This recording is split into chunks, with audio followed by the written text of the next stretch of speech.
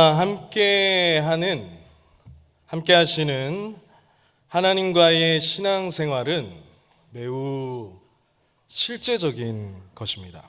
또 매우 생생한 것입니다. 하나님을 믿는다는 것은 피상적이거나 추상적이지 않고 아주 정확한 것입니다.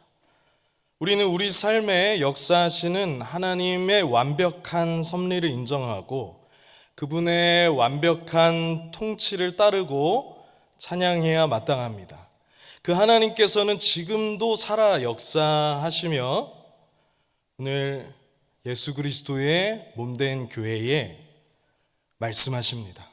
이 사실을 믿으십니까? 우리 모두 성령의 음성에 귀 기울이시는 아현교회 성도님들 되시기를 예수님의 이름으로 축복합니다. 그리스도인의 자기인식은 매우 중요합니다. 왜냐하면 자신을 어떻게 인지하느냐에 따라서 그 사람의 신앙생활의 전반이 달라지기 때문입니다. 모든 면이 달라진다고 할 수 있어요. 우리는 세상에 살다가 교회에 왔을 때 무언가 특별함을 느낍니다. 교회 오면은 좋은 말을 많이 듣습니다. 너무 아름다우십니다. 너무 사랑스럽습니다. 이렇게 긍정적인 말을 많이 듣습니다. 또 우리가 얼마나 존귀한 존재입니까? 이렇게 말을 듣습니다. 그래서 우리가 주일날은 당신은 사랑받기 위해 태어난 사람, 이렇게 사랑이 풍성해서 활력이 돋는데, 금요일이 되면 왜 나만 겪는 고난이냐고, 이 세상의 힘듦에, 현실의 벽에 좌절을 느낍니다. 그럴 때 우리는 우리가 부족한 탓일까라는 생각을 하게 되죠. 왜 그런 일이 발생할까요? 성경은 우리를 어떻게 말하고 있는지 봐야 합니다. 성경은 우리를 질그릇에 보배를 담았다라고 말하고 있습니다.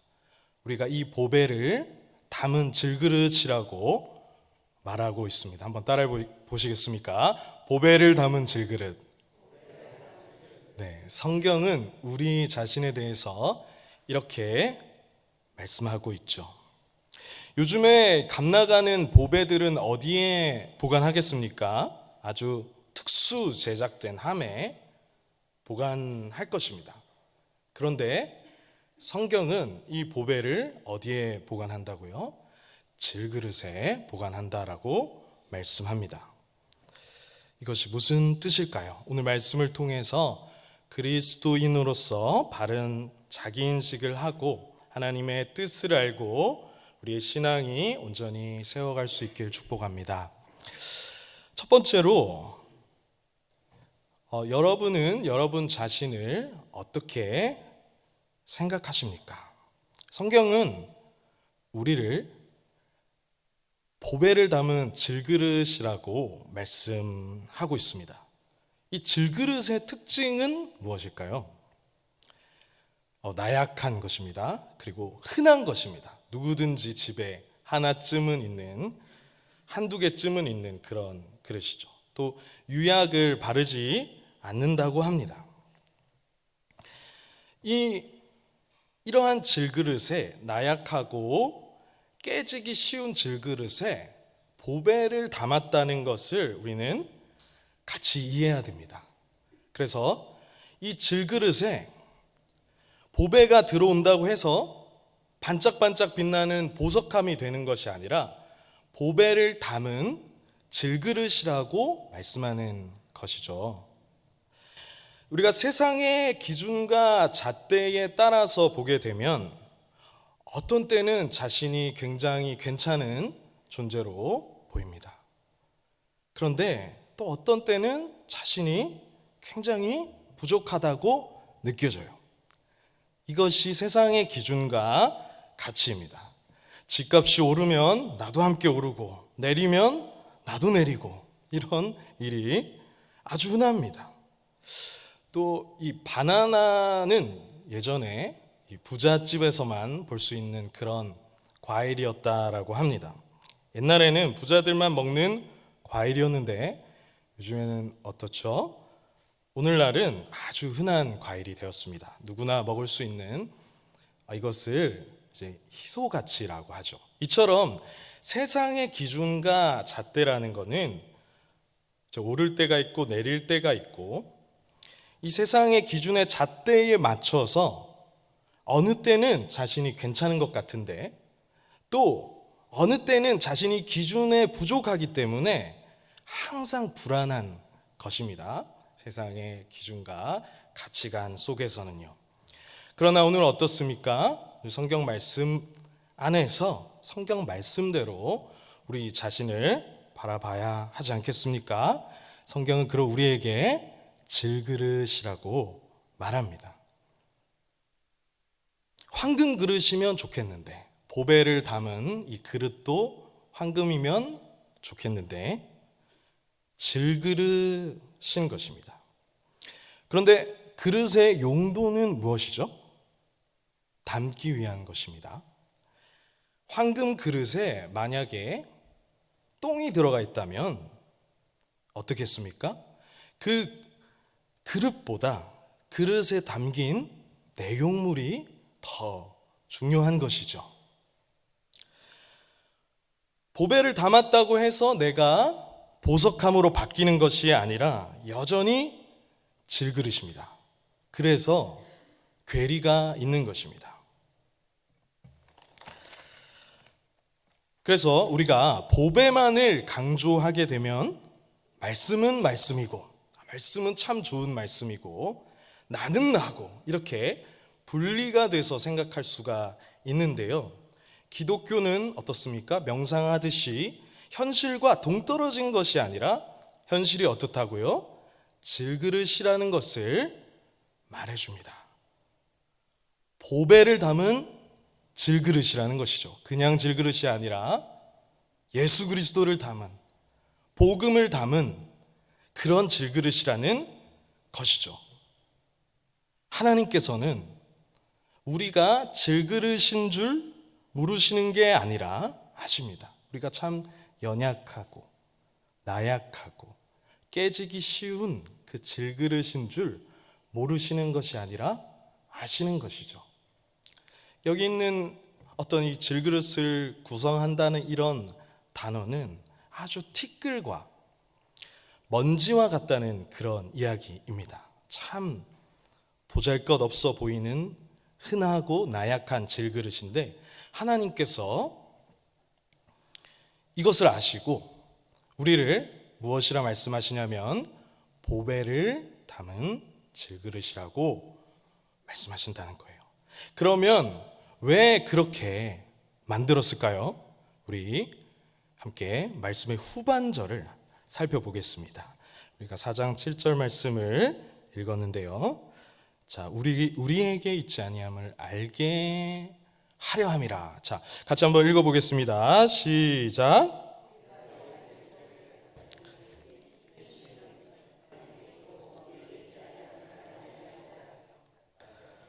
아멘.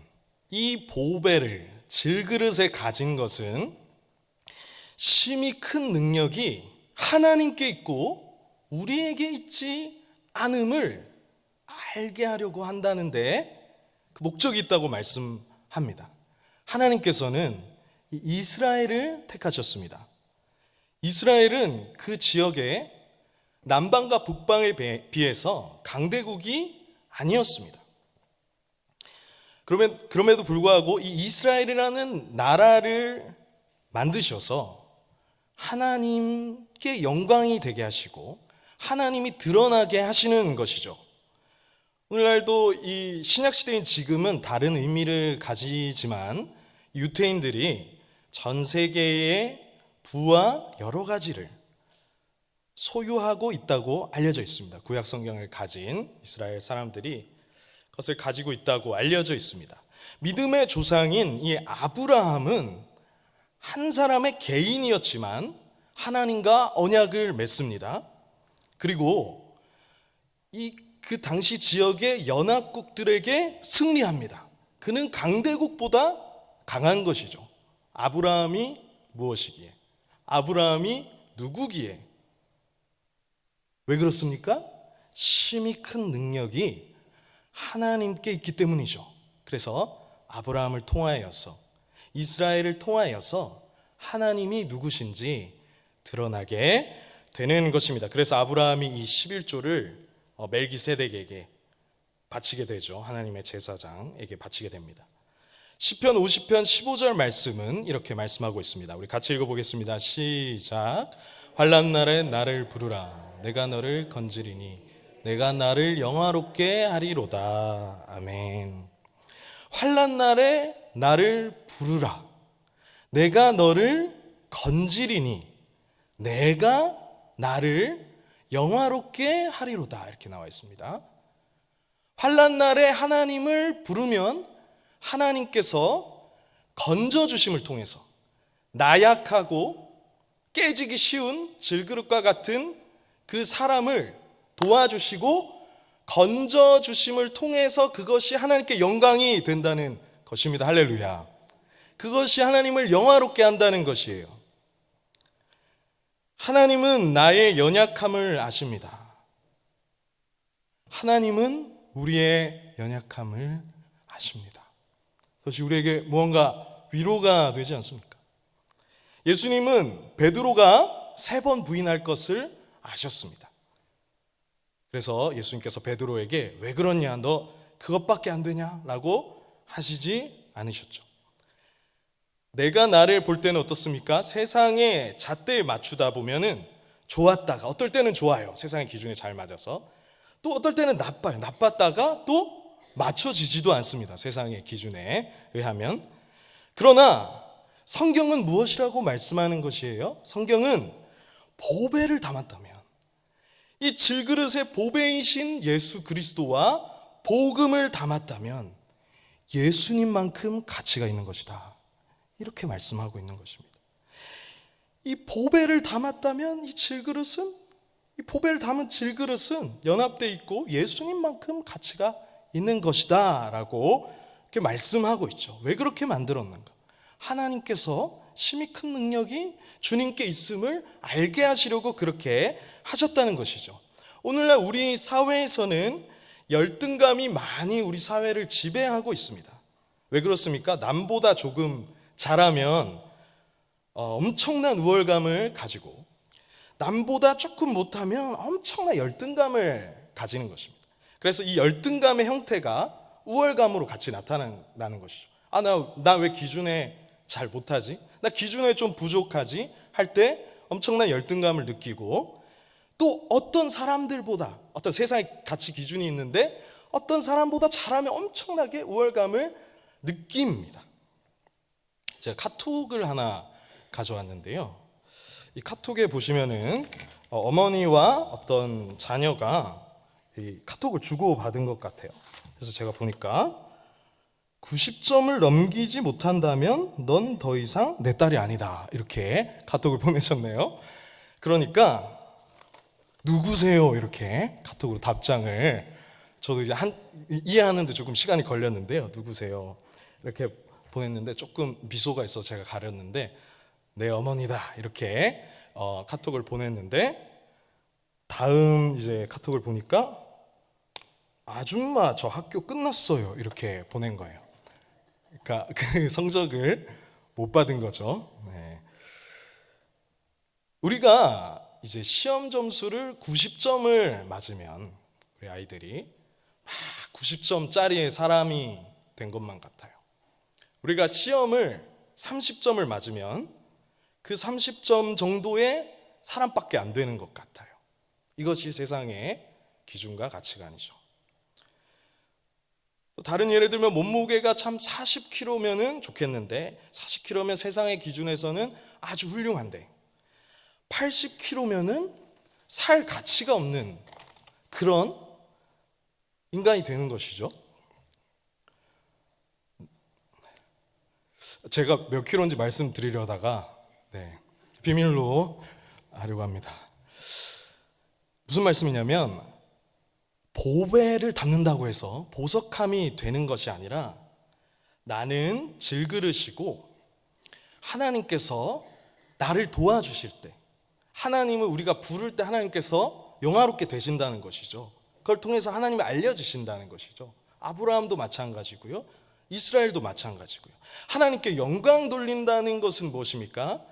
물론 내가 잘나져서 세상적으로 또 좋은 성과를 얻을 수도 있겠습니다. 그러나 내가 잘나져서 세상적으로 높아져서 영광을 돌리는 것이 아니죠. 이것을 고지론이라고 얘기를 하는데, 오늘 성경 말씀에는 어떻게 나와 있습니까? 너는 보배를 담은 질그릇인데 환난 날에 나를 부르고, 그리고 그것이 내가 너를 도울 건데 그것이 너를 영화롭게 한다고 하셨다는 사실이에요. 내가 내 자신을 볼 때는 참 자책하고 실망할 수가 있는데요, 하나님이 아버지셔서 내 안에 누가 계십니까? 예수 그리스도가 계셔서 그 자체로 가치 있게 여겨주시는 것입니다. 우리 안에 예수 그리스도가 있습니까? 이처럼 저와 여러분이 나 자신을 보는 관점이 바뀌게 되는 것이죠. 내가 돈을 잘 벌 때, 내가 인간관계가 좋을 때, 내가 하는 일이 잘 될 때는 그때는 좋지만 다 잘 안 될 때는 한없이 내가 작게 느껴집니다. 그럴 때 어떻게 해야겠습니까? 말씀이 나를 주장하게 해야 합니다. 세상 사람들은 어떻게 합니까? 철학을 통해서 나를 알아가고 나를 찾아가는 여행이라고 합니다. 그런데 이렇게 한다고 해도 나 자신을 잘 모르는 것이죠. 누가 가장 잘 아십니까? 하나님께서. 오늘 우리에게 성경은 보배를 담은 질그릇이라고 말씀하고 있습니다. 이것은 우리에게 자유함을 주고 자신에 대한 인식을 변화시킵니다. 세상의 가치와 기준에 따라서 잘했다 또는 못했다가 아니라, 또는 엄청난 일을 하는 것이 아니라, 하나님은 나의 아버지시며 내가 주님을 의지할 때 영광 받으신다는 사실이죠. 나를 잘 아시기 때문에 그렇습니다. 그래서 지금까지 두 가지를 살펴봤습니다. 성경적으로 나는 누구인가? 성경은 나를 누구라고 규정하는가? 또 왜 나는 보배를 담은 질그릇인가 하는 것을 살펴봤습니다. 마지막으로 세 번째, 그러면 어떻게 해야 합니까? 라는 것이죠. 어떻게 해야겠습니까? 어떤 사람을 볼 때 예수님이 계시다면 예수님 안에 있음을 알고 보배로 봐야 되는 것이죠. 나 외에 다른 사람을 바라볼 때 질그릇인데 보배를 담은 질그릇이구나, 서로를 그렇게 보는 가운데 우리가 성도로 지어져 가는 것이죠. 나도 질그릇인데 상대방도 질그릇이구나 하면서 연약함을 받아줄 수가 있게 됩니다. 성경은 이것을 또 약점을 담당한다고도 말하기도 합니다. 그래서 서로를 이해하고 사랑하는 것 가운데 성경이 규정하는 대로 내 모습 이대로 사랑하시는 주님이시구나. 그런데 또 우리 성도님의 모습 속에, 형제, 우리 자매, 우리 성도님들의 모습 속에 보이는 하나님이시구나. 그 안에, 우리 안에 예수 그리스도께서 계시고 복음이 있고 성령님으로 인해서 서로를 이해하고 사랑하는 가운데 나 자신과 이 교회 공동체 가운데 심히 큰 능력이 나타나게 될 줄로 믿습니다. 깨질수록 망할수록 주님께 가까이 가는 그런 고난의 신학이 있는 간증의 요충지가 바로 한국 땅이라고 합니다. 오늘 말씀 8절 9절 이어지는 말씀을 조금 더 살펴보시겠습니까? 우리 같이 읽겠습니다. 시작. 우리가 사방으로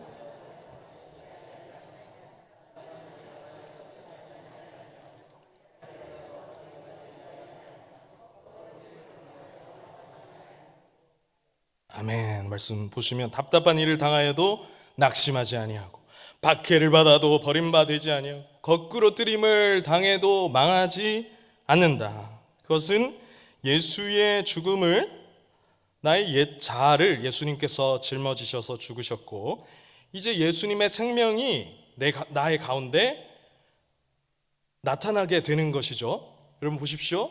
질그릇에 이제 보배를 담았습니다. 고난 가운데 눈물과 아픔으로 인하여서 그것이 깨뜨려질 때 어떻게 했습니까? 이 질그릇 사이로 예수 그리스도의 생명의 빛이 빛나는 것입니다. 깨뜨려진 그 조각조각 사이에 빛이 비추고 뚫고 나가서 이 안에 보배가 있구나, 이 안에 예수 그리스도가 있구나. 그래서 보편 잣대가 아니라 하나님께서 영광스럽게 쓰심을 경험하게 되는 것이죠. 가시밭의 백합화라는 찬양을 다 아시죠? 가시밭의 백합화, 예수 향기 날리니. 이 백합이 있는데요, 이 백합은 바람이 불면 이 바람이 불어서 가시가 이제 백합에 찔리게 되면은 향이 뿜어져 나온다고 합니다. 그래서 이 가시밭의 백합화, 가시가 많이 있는 이곳에 백합이 이렇게 찔리게 되잖아요. 그러면 이렇게 그 향이 산을 진동을 막 시킨대요. 향내가 막 가득한 것이죠. 우리는 어떻게 해야 하는가? 우리가 이 보배를 담은 질그릇인 줄 알고, 우리 교회 안에 지체분들도 보배를 담은 질그릇인 줄 알고 서로를 이해하고 사랑하는 가운데 향내가 가득하게 해야 될 줄로 믿습니다. 예수를 믿는 우리는 보배를 담은 질그릇입니다. 따라서 세상의 가치관이 아니라 이 주님의 말씀을 믿고 연약한 가운데 주님만 의지하고 큰 능력을 나타내야 합니다. 또 그렇게 함께 지어져가는 모든 그리스도의 몸된 아현교회 성도님들 되시기를 예수님의 이름으로 축복합니다. 함께 기도하겠습니다. 첫 번째로 나 자신이 성경 말씀대로 보배를 담은 질그릇임을 바로 인식하게 하소서. 두 번째, 심히 큰 능력이 하나님께 있고 우리에게 있지 않음을 깨닫고 연약함 가운데 주님만 의지하게 하여 주시옵소서. 어떤 사람을 볼 때 예수님이 계시다면 서로를 보배로 바라보고 서로를 이해하고 사랑하는 가운데 함께 주님이 거하실 처소로 지어져 가게 하여 주시옵소서. 우리 주여 한번 부르고 기도하도록 하겠습니다.